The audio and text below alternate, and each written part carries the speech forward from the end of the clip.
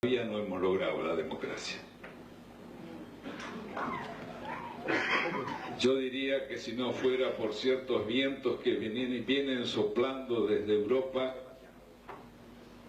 quizás podríamos afirmar que no solo acá, sino en el mundo, nos alejamos de la democracia en una regresión que nos lleva a la república. Y ustedes dirán, ¿qué es esto, doctor Alfonsín, que nos viene a hablar de diferencias entre república y democracia? Y sin embargo, si ustedes piensan un poco, esta es una de las banderas por las que tenemos que luchar, por pasar de la república a la democracia, porque hemos retrocedido en el avance a la democracia en una regresión hacia la república. La república es hija de la Ilustración, fue un paso extraordinario adelante que se dio siglos atrás, cuando se luchaba contra el absolutismo, contra las monarquías absolutas, y se otorgó a la gente los derechos individuales, es decir, aquellos derechos que los protegen de un Estado absolutista, a través de la división de los poderes, de los controles propios de la República y el respeto a la dignidad de derechos que desde luego hacían a responsabilidades fundamentales en la nueva estructura que se iba armando en beneficio, sin duda, de la sociedad que transitaba ese camino. La República es el antecedente histórico, el antecedente también jurídico de la democracia. La democracia es un salto adelante que parece en los tiempos que vivimos casi utópico, porque nos habla de la conjunción de esos derechos individuales que nos dio la República con los derechos sociales, de las libertades negativas que nos daba para preservarnos del poder absoluto de la dictadura, la República, y sumaba los derechos sociales, los derechos que de una o de otra forma son los que hacen al respeto a la dignidad humana y que considera por encima de todo la necesidad de mirar a la sociedad desde el punto de vista de los más desprotegidos, de los más desposeídos, para darles la posibilidad de que luchen por una igualdad indispensable. La democracia es la lucha contra la desigualdad. Y en el mundo de hoy lo que estamos viendo a través del neoconservadorismo y del neoliberalismo, a través del fenómeno que culmina ese neoliberalismo, que es una globalización indecente de la economía, que crea desigualdades mayores entre los países y desigualdades mayores dentro de cada país, de cada uno de los países. Esta es la realidad que nos lleva a sostener que en estos momentos nosotros, en búsqueda de esa democracia que cada vez parece alejarse más de nuestras posibilidades, tenemos la necesidad de luchar juntos los que pensamos en la necesidad de respetar la dignidad humana, más allá de las diferencias que podamos tener en los aspectos más sofisticados de la ideología de cada uno, porque me atrevo a decir que no está en juego la ideología. Lo que hoy está en juego en el mundo, lo que hoy precisamente está en juego en nuestra patria, es la filosofía, es un sentido ético fundamental que tiene que obligarnos a unirnos en lo que significa una lucha que nos ser pobre para llevar una vida digna. ¿Es este un problema ideológico? Desde luego que no. Cualquier persona moralmente bien constituida sabe que cualquiera sean las razones, cualesquiera fueran las circunstancias, debe disponerse a tender la mano a ese hombre o esa mujer que es la que más necesita. Yo como católico a veces suelo decir, y pienso que no haya un sacerdote por aquí que se enoje conmigo, que el día del juicio final Dios nos va a hacer un pito catalán a todos, porque cada uno ha llegado a donde ha podido, seguramente porque se han dado las circunstancias en la vida de forma distinta, y es desde el hogar donde se comienzan a producir las desigualdades. Y si no, que lo diga cualquier maestra de esas nobles maestras argentinas que hoy están dándonos el ejemplo de su lucha en la carpa blanca, con la que tenemos que solidarizarnos todos. Es un problema ético. Cuando hablamos de los jubilados argentinos y nos damos cuenta de lo que sufren, de lo que padecen, de lo que pasan, y al mismo tiempo advertimos todo lo que les debemos, porque la realidad de hoy es en gran medida el fruto de su esfuerzo. ¿Es acaso un problema de tipo ideológico considerar que deben tener una respuesta de la sociedad? ¿O es en cambio un problema ético fundamental que nos impide coincidir con el caradura que dijo que si no les alcanzaba que se encargaran sus hijos, cuando sabemos que sus hijos no pueden encarar el problema de sus padres porque no pueden solucionar muchas veces el problema de sus hijos? Frente a un chico que sale de la escuela primaria con el mejor promedio y que por razones materiales no está en condiciones de seguir sus estudios, es un problema ideológico. Dar vuelta la cara, hacernos los distraídos, pensar que debe ir a cualquier sitio a encontrarse con lo que la vida le brinde, o por el contrario estamos frente a un problema ético que nos obliga a hacer lo posible para brindarle las posibilidades de que llegue hasta donde pueda con su esfuerzo y con su inteligencia. ¿Qué diferencia es esta? ¿Qué locura es esta?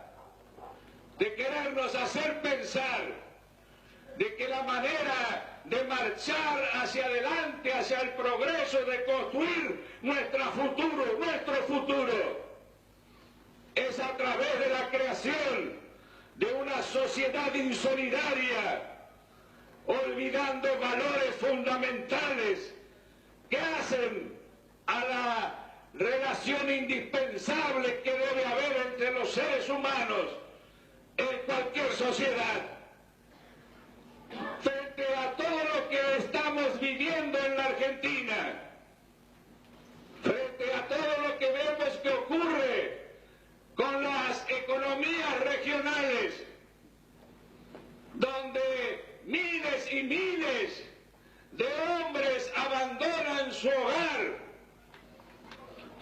seres queridos, el paisaje de sus sueños y de sus amores, para ir a hacinarse en ciudades en busca de un empleo que no encuentran.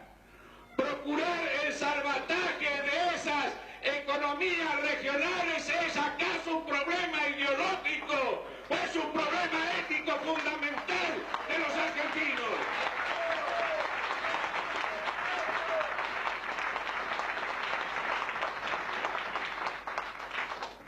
Yo creo en consecuencia de que podemos haber tenido muchas diferencias. De hecho, las hemos tenido. Nosotros los radicales nacimos a la vida política con una utopía: concretar al mismo tiempo la libertad y la igualdad. Y digo utopía porque no hablo de igualdad de oportunidades, sino de igualdad de poder político. Y esto será algo que verán mis bisnietos con mucha suerte y los nietos de ustedes, porque faltará mucho para concretar esa democracia económica que brinde la posibilidad de la igualdad de tipo político. Sin duda, nos falta mucho, pero a través del tiempo, nosotros mismos, los radicales, tuvimos que poner el acento en la libertad. Ustedes lo saben mejor que yo. En un país que no ha cumplido 200 años hemos perdido demasiado tiempo en los disensos básicos. Nos costó 50 años la organización nacional. Nos costó otros 50 años que se reconociera la voluntad del pueblo en las elecciones. Tuvimos un interregno, pero desde el 30 hasta el 83, otros 50 años, con partes democráticas, interferencias, golpes de Estado, negativas irreductibles, pretensiones hegemónicas. Aparece el peronismo. ¿Quién puede decir que no fue un avance social importante? ¿Quién puede decirlo? Desde el hachero del norte hasta el trabajador en la lana del sur de la República, desde el trabajador de la costa del Atlántico hasta la falda de los Andes, sintió que había un respeto distinto por su trabajo. Pero desgraciadamente también venía con ese avance social un autoritarismo que nos obligó a luchar. No podíamos llegar a un micrófono de una radio. Vivíamos en permanente estado de sitio. Se nos obligaba a enseñar a leer a nuestros hijos con libros de propaganda política, y por eso tuvimos que salir a recorrer el país. Lo hicieron Frondizi, Balbín, Larralde, Levenson. Salir a recorrer el país en defensa de la libertad. Pero digamos toda la historia, del mismo modo en que al peronismo llegaron y se incorporaron como dirigentes casi todos los dirigentes del fraude, por lo menos en la provincia de Buenos Aires, con sentido autoritario. También llegaron a la Unión Cívica Radical, hombres que no venían a acompañarnos por nuestra lucha por la libertad, sino para impedir o demorar el proceso de avance social. Y allí fue lo que no puede explicarse nadie de afuera. Discusión en el seno de la familia, discusión entre los amigos, negativas irreductibles. Queríamos construir, teníamos que pelear. Hoy está clara la cosa. Se ha cambiado el autoritarismo por la entrega de la nación y por la injusticia social. Y podemos encontrarnos entonces, me parece a mí, superando las diferencias que nos dividían antes. Los hombres que en el peronismo querían ese avance social y los hombres que en el radicalismo tenían la utopía de construir al mismo tiempo la igualdad y la libertad. Y además comprender que esta dicotomía resulta absurda en este tiempo. Esta antinomia no puede reaparecer de nuevo. Y agradecer entonces muy sinceramente a los que a lo mejor antes que nosotros comprendieron la necesidad de superar esa antinomia y en distintos partidos políticos se lanzaron a la búsqueda de una alianza que desarrollaron primero entre ellos hombres y mujeres del Frente Grande, de la democracia cristiana, de los partidos socialistas, para ver de qué manera podían impulsar a la Argentina hacia la concreción de un futuro que todos debíamos esperar en su conjunto. Y nosotros frente a ello, los radicales, no podíamos de ninguna manera tener la pedantería o la soberbia de suponer que representábamos la verdad absoluta en la Argentina. Podíamos sí, como lo decía muy bien Moró, definir con claridad nuestra propia presencia, nuestra propia individualidad, estar cada vez más orgullosos de lo que ha sido nuestra historia y nuestra lucha, pero al mismo tiempo también saber que el pueblo argentino no estaba en condiciones de ver el trazo fino de un dibujo preciso en lo que significaba la búsqueda de la perfección, sino que lo que el pueblo argentino estaba en condiciones de ver eran los grandes brochazos de una solución. Y le pusimos a ese pueblo argentino que hoy nos acompaña, superando los problemas del pasado, plantando como un hito para el futuro ese brochazo, un brochazo celeste al lado de un brochazo blanco y otro brochazo celeste para ser el símbolo de la bandera argentina en esta alianza que ha de triunfar para siempre en la República. Porque no estamos pretendiendo ganar una elección. Ese sería un error tremendo. Estamos construyendo un poder. Estamos construyendo un poder que haga posible un gobierno distinto en la nación. Nos estamos planteando la gobernabilidad del gobierno que va